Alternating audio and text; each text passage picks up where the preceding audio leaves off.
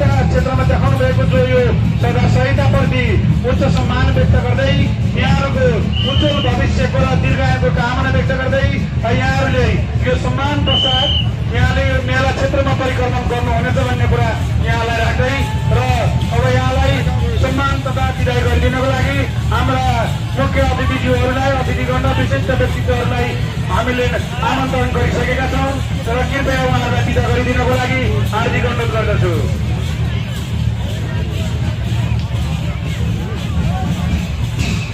यसै गरी हामीलाई जानकारी भए अनुसार सिन्टा गाउँपालिका वडा नम्बर 7 र दुर्गाकोट नगरपालिका वडा नम्बर 6बाट संयुक्त बाजा समूह तथा पञ्चबाजा टिम यहाँ नजिक आइपुगेको हामीलाई जानकारी भएको छ।